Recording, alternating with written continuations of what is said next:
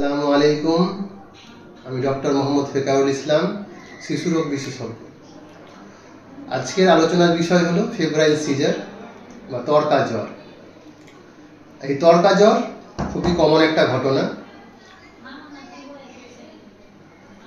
প্রতিদিন আমরা আমাদের ডেইলি ওপিডি প্র্যাকটিসে এই ধরনের কেস পেয়ে থাকি। 6 মাস থেকে 5 বছর বয়স পর্যন্ত শিশুদের জ্বর আসলে কিছু কিছু বাচ্চার ক্ষেত্রে খিঁচুনি হতে শুরু করে। খিঁচুনি কি? চোখের মনি উল্টে দেওয়া, মুখ বাঁকিয়ে দেওয়া, পুরো শরীর বাঁকিয়ে দেওয়া, পুরো শরীর শক্ত হয়ে যাওয়া, অজ্ঞান হয়ে যাওয়া, মুখ থেকে ফেনা বেরোনো ইত্যাদি। বেশিরভাগ ক্ষেত্রে এই খিঁচুনি 5 মিনিটের মধ্যে থেমে যায়। কিছু কিছু বাচ্চার ক্ষেত্রে সেটা 15 মিনিট থেকে 30 মিনিট পর্যন্ত থাকতে পারে।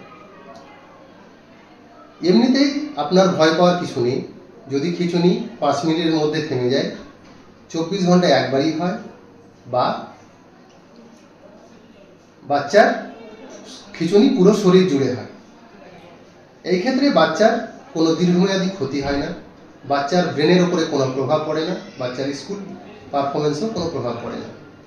কিন্তু খিঁচুনি যদি 24 ঘন্টার মধ্যে একাধিকবার হয়, 15 মিনিট পরেও খিঁচুনি না থামে, আধ ঘন্টা পরেও বাচ্চা যদি জ্ঞান না ফেরে, অথবা খিঁচুনি যদি শুধুমাত্র শরীরের কোনো একটা অংশে, যেমন হাত বা পা বা কোনো একটা সাইডেই সীমাবদ্ধ থাকে, তবে আপনি অবশ্যই আপনার শিশুকে নিকটবর্তী শিশু রোগ বিশেষজ্ঞের কাছে নিয়ে যাবেন।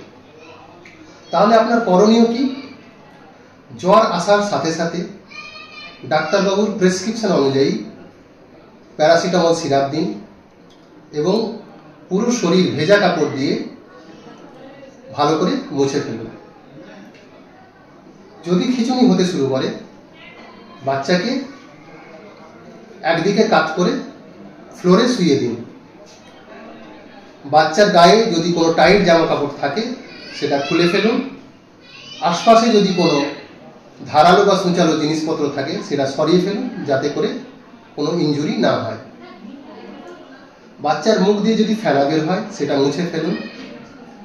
যদি সম্ভব হয় অবশ্যই আপনি আপনার মোবাইল ফোনে পুরো ব্যাপারটা রেকর্ড করে রাখুন, ভিডিও রেকর্ডিং করুন, যাতে করে আপনি আপনার ডাক্তারবাবুকে দেখাতে পারেন। খিঁচুনি কতক্ষণ স্থায়ী হলো সেটা রেকর্ড করে রাখুন।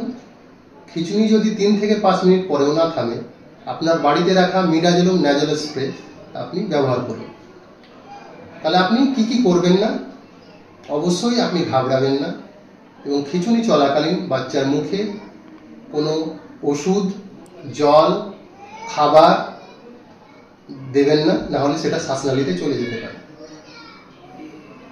বাচ্চার নাক চেপে ধরবেন না,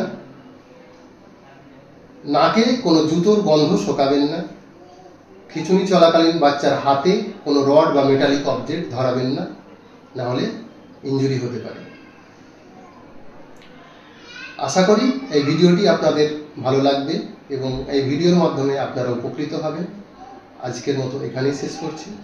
খোদা হাফেজ।